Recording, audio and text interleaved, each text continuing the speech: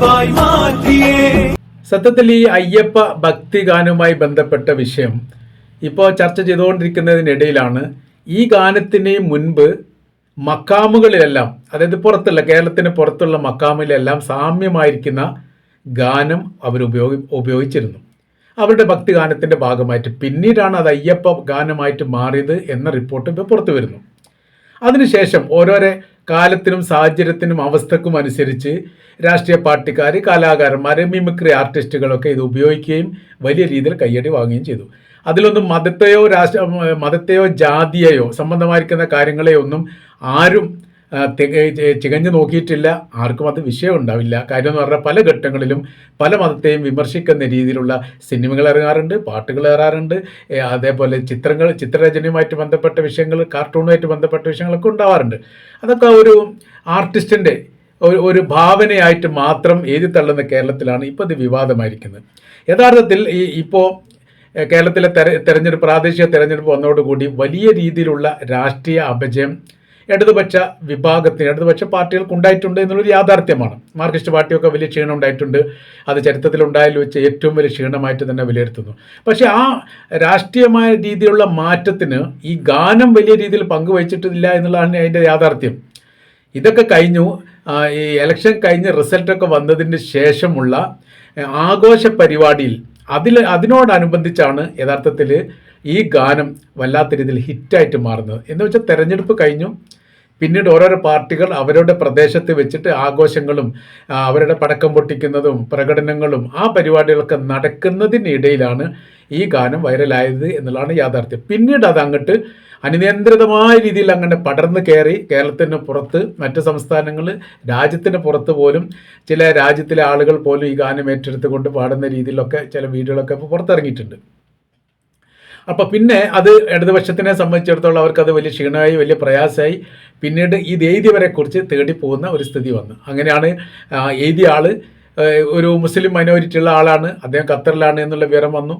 പിന്നെ നാട്ടിൽ പാടപ്പെട്ട ആളുകളെ കുറിച്ച് ജാതി തിരയുന്ന ഒരു പ്രവൃത്തികൾ ഉണ്ടായി എന്നുള്ളതാണ് ഇത് ഏറ്റവും വലിയ പ്രത്യേകത. മാത്രമല്ല സാംസ്കാരിക കേരളം നാണം കെടുന്നതും ഈ ഒരു വിഷയം വരുന്ന സമയത്താണ്. അവരുടെ ജാതി തിരേണ്ട കാര്യം ഒരു പാട്ടിൻ്റെ ഭാഗമായിട്ട് മാത്രം എഴുതി തള്ളിയാൽ മതി എന്നുള്ളതാണ്. കേരള സ്റ്റോറി ഇറങ്ങിയ സമയത്ത് അത് മുസ്ലിങ്ങളെ വെച്ചുകൊണ്ട് എഴുതപ്പെട്ടതാണെന്നും അതില്ലാത്ത 90% അതില്ലാത്ത കഥകൾ കെട്ടിച്ചമച്ചുണ്ടാക്കിയതാണ് എന്നുള്ളത് യാഥാർത്ഥ്യമാണ്.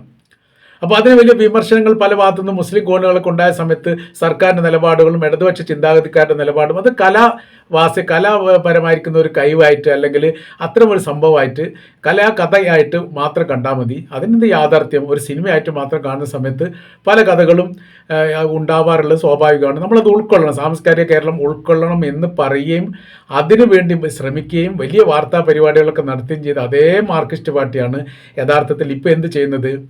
ഈ എഴുതപ്പെട്ട കലാകാരന്മാരെ തേടി അവർക്കെതിരെ കേസ് കൊടുക്കാൻ വേണ്ടി തീരുമാനിച്ചു. അങ്ങനെ ആ സമയത്ത് ഇപ്പോൾ നാദിർഷാൻ്റെ പേരിൽ കേസ് വേണം, മണിയുടെ പേരിൽ കേസ് വേണം. മണി പാവം മരണപ്പെട്ടു, അതുകൊണ്ട് രക്ഷപ്പെട്ടെന്ന് വിചാരിക്കുക.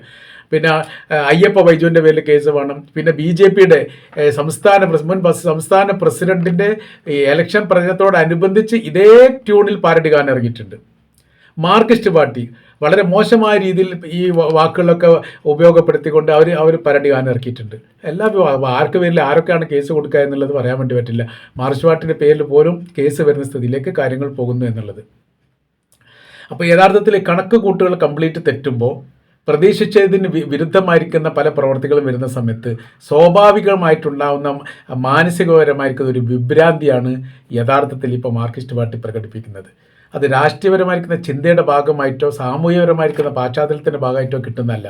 ഇടതുപക്ഷ ചിന്ത എന്ന് പറഞ്ഞാൽ കാലോചിതമായ രീതിയിൽ മാറ്റപ്പെടേണ്ടതാണ്. അതിനനുസരിച്ച് മാറ്റത്തിരുത്തൽ വേണമെന്ന് അഭിപ്രായപ്പെടുന്നവരാണ്. ഇപ്പോഴുള്ള വർത്തമാനകാല സംഭവമായിട്ട് പൊരുത്തപ്പെടണമെന്ന് മറ്റുള്ളവർ നിർദ്ദേശിക്കുന്നതാണ്. അതെല്ലാം കൂടി ഉൾക്കൊള്ളുന്ന ഒരു വിഭാഗമായിട്ടാണ് ഇടതുപക്ഷത്തെ സാധാരണഗതിയിൽ വിലയിരുത്താറുള്ളത്. ആ വിഭാഗം അപ്പാടെ തന്നെ ഇപ്പോൾ മാറിക്കൊണ്ട് ഈ പാട്ട് പാടിയവർക്കെതിരെ കേസുമായിട്ട് പോകുന്നു എന്ന് പറയുന്ന സമയത്ത് എത്രത്തോളം അവർ അധപ്പതിച്ചിരിക്കുന്നു എന്ന് ഇതിനിടയിൽ ഊഹിച്ചെടുക്കാനും വായിച്ചെടുക്കാനും വേണ്ടി കൃത്യമായി മനസ്സിലാക്കാൻ വേണ്ടി പറ്റുന്നതാണ്. കേരളം അങ്ങനെ തരം താഴ്ന്നു പോകാൻ വേണ്ടി പാടില്ല.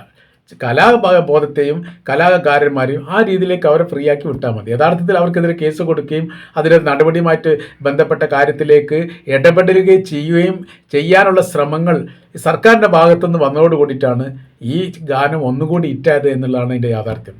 അല്ലെങ്കിൽ ആ ഭാഗം ശ്രദ്ധിച്ചിട്ടില്ല, ഒരു ഒരു ഒരു പാട്ടിൻ്റെ അല്ലെങ്കിൽ ഒരു ഗാനത്തിൻ്റെ ഭാഗമായിട്ട് മാത്രമാണ് അവർ പറഞ്ഞിരുന്നെങ്കിൽ ഇത്ര ഒന്നും ഇത് ചർച്ച ചെയ്യപ്പെടില്ല എന്നുള്ള യാഥാർത്ഥ്യമാണ്. എതിർക്കും തോറും അതങ്ങനെ വളരെ വൈകാരികമായ രീതിയിൽ ജനങ്ങൾ ഏറ്റെടുക്കുന്ന ഒരു സ്ഥിതിയിലേക്ക് മാറിയത് ഇടതുപക്ഷത്തിൻ്റെ ഈ കൃത്യതയില്ലാത്ത ഇടപെടൽ മൂലമാണ് എന്ന് തീർച്ചയായിട്ടും നമുക്ക് പറയാൻ വേണ്ടിയിട്ട് സാധിക്കുന്നതാണ്.